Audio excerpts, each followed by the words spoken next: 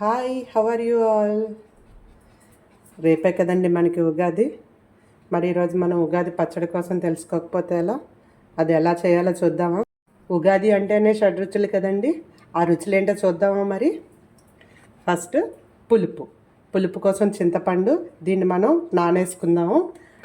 ఇది తీపి కోసం బెల్లం, అండ్ చేదు కోసం వేప పువ్వు, వగరు కోసం మామిడికాయ, కానీ మామిడి పిందె తీసుకుంటే మంచిది. ఉప్పు, కారం కోసం మిరియాలు. ఫస్ట్ ఒక బౌల్ తీసుకొని మనం పులుపు అంటే చింతపండుని మనం ముందే కొంచెం హాఫ్ అన్ అవర్ ముందు నానబెట్టేసుకొని వాటర్లో ఆ చింతపండు రసం తీసుకుందాం ఫస్ట్ బౌల్లోకి.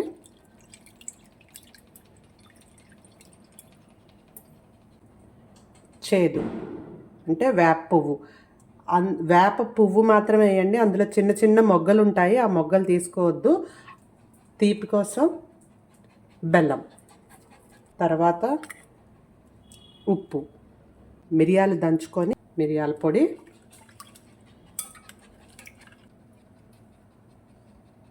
మామిడి ముక్కలు.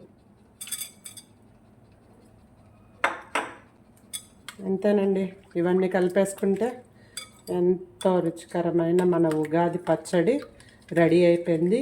కావాల్సిన 6 రుచులు ఇందులో వచ్చేసాయి.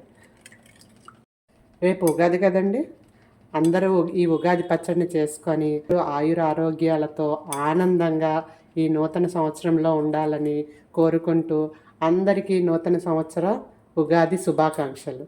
Thank you for watching my channel.